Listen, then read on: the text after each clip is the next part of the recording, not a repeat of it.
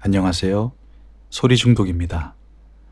이번에 들려드릴 작품은 마크 트웨인 작가의 아서왕을 만난 사람입니다. 11번째 이야기. 괴로운 갑옷과 투구.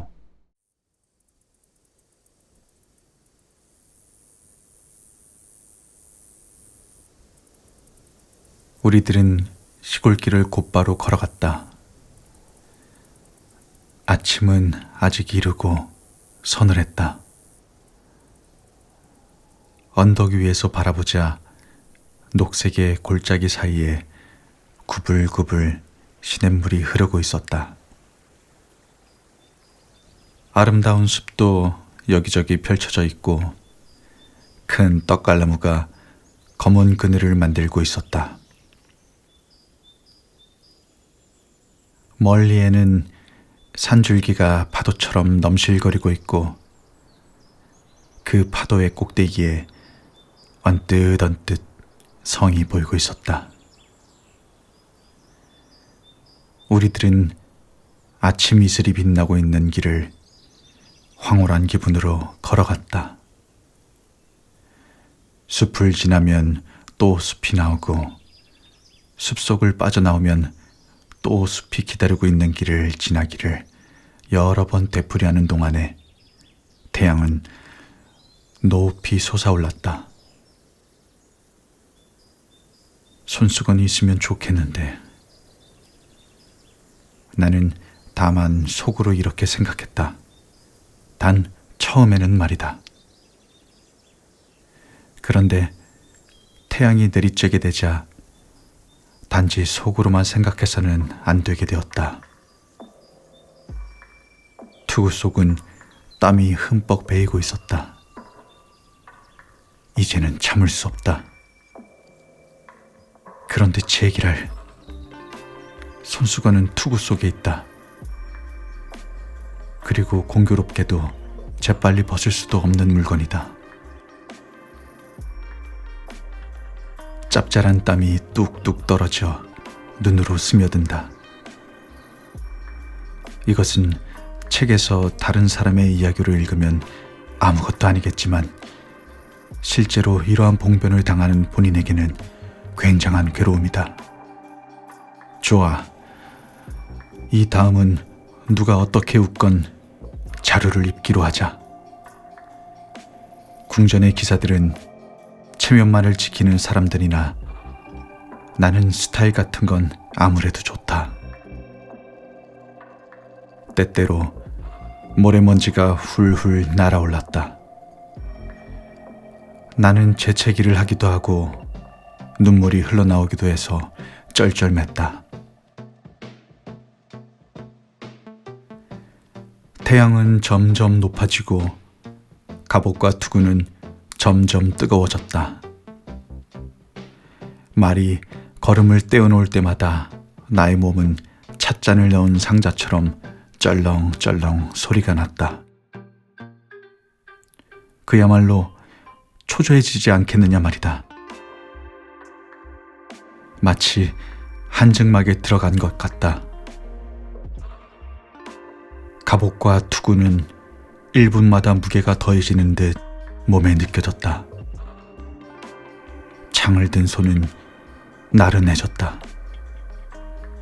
쉴 새 없이 번갈아 쥐지 않으면 안 된다. 온몸은 땀의 시냇물. 그러는 동안 나는 점점 가려워졌다. 몸은 갑옷과 투구 속에 있고 손은 밖에 있다. 긁지 않고 참고 있으려니 여기저기 온통 가려워서 미칠 것 같았다. 그러는 동안 한 마리의 파리가 투구의 틈으로 날아 들어와서 콧등에 앉았다. 나는 정신없이 머리를 흔들어 쫓으려 했으나 놈은 태연하다. 이번에는 입에 안고 다음에는 귀에 앉아 이쪽 저쪽을 핥는다. 알리산더 공주, 투구를 벗겨주셔요. 나는 끝내 항복했다. 알리산도 공주는 투구를 벗기고 그것에 물을 길어왔다. 그리고 마시고 남은 물을 갑옷 속에 부어주었다.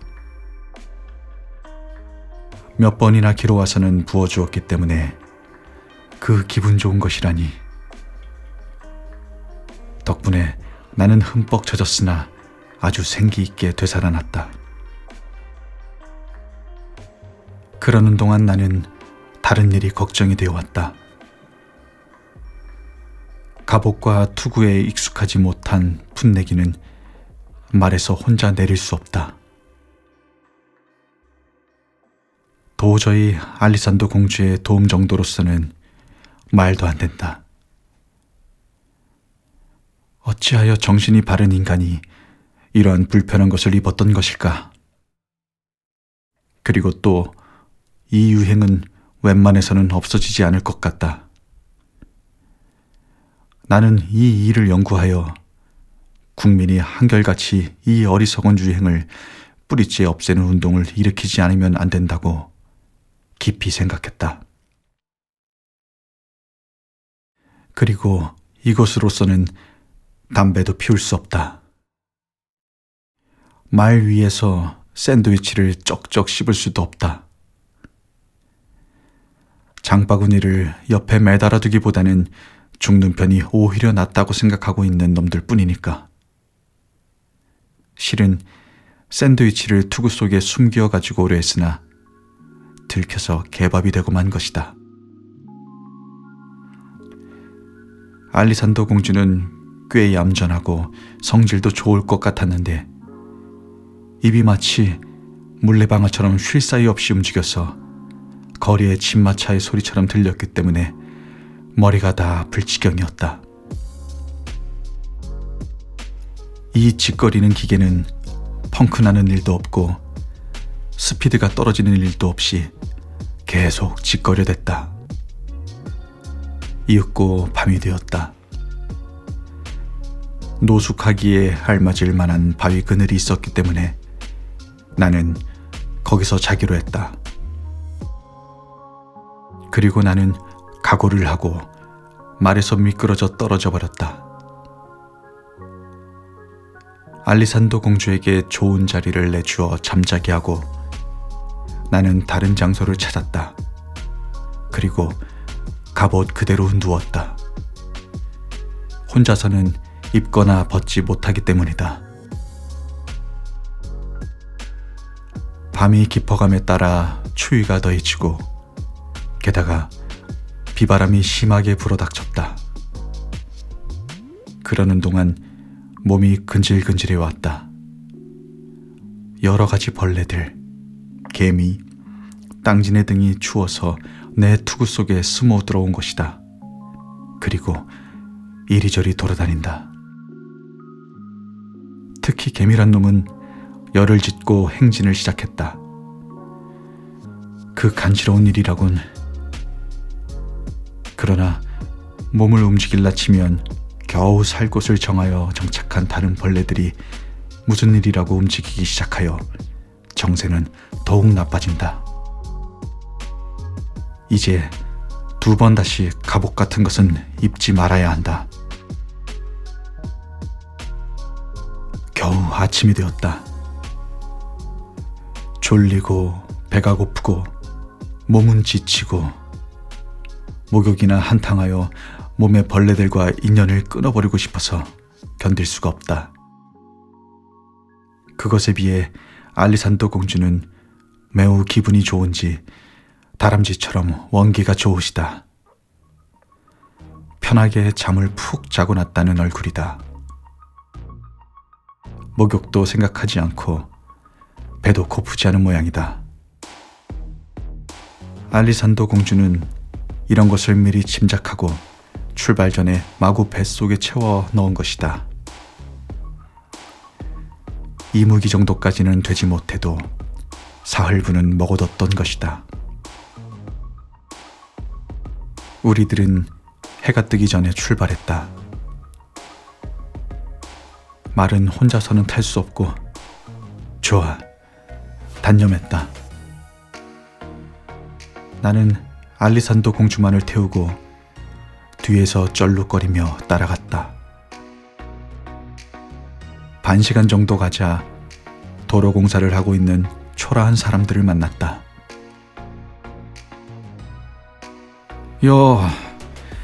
아침밥을 좀 먹여줄 수 없을까?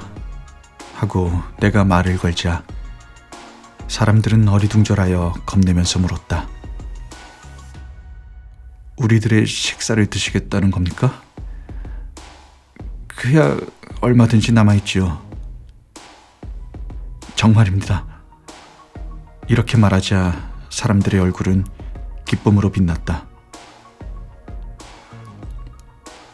고마운 일입니다.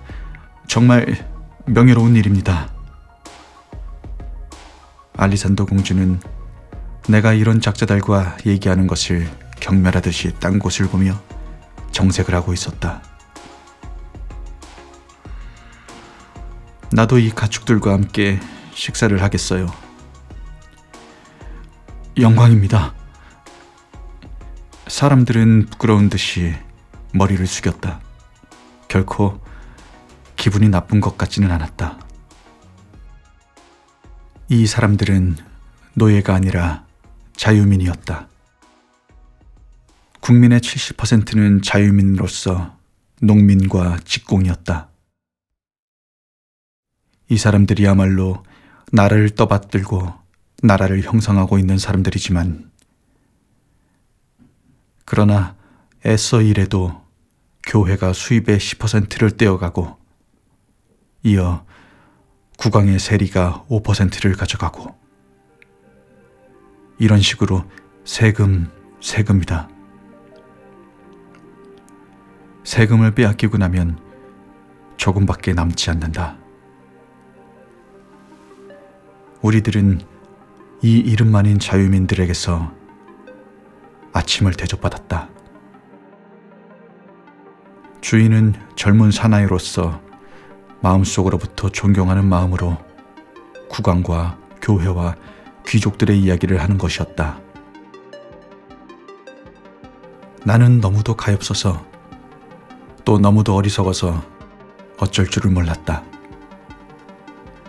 나는 그러한 생각은 잘못된 것이라고 여러 가지로 설명하여 들려주었으나 전혀 알아들을 것 같지 않았다. 식사가 끝나자 나는 한 장의 나무 껍질에 "이 사람을 공장에서 고용하시오" 라고 써서 주인에게 주었다. 이것을 카멜로성의 클라렌스라는 사람에게 보여줘요. 그러면 자네는 더 좋은 생활을 할 수 있게 돼요. 그분은 사제입니까? 그 사나이는 별로 기쁜 것 같지도 않았다.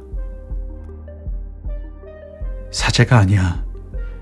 나의 공장에는 교회의 보좌신부건 본당신부건 주교이건 간섭을 못한다. 자유로운 정신을 가진 인간 이외에는 나의 공장에는 소용이 없어. 네, 그렇기는 하지만 그 클라렌스란 분은 글을 읽을 수 있는 모양이군요. 그렇다면 글을 읽을 수 있는 건 사제뿐이니 글은 내가 가르쳤어. 거기 가면 자네도 우선 글을 배운다. 그리고 나는 당신의 노예가 되는 겁니까? 노예로 만들지는 않아.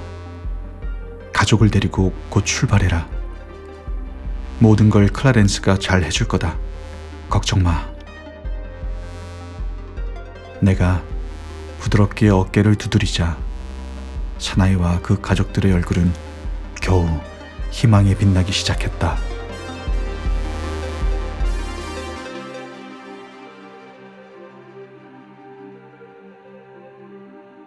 지금까지 소리중독이었습니다.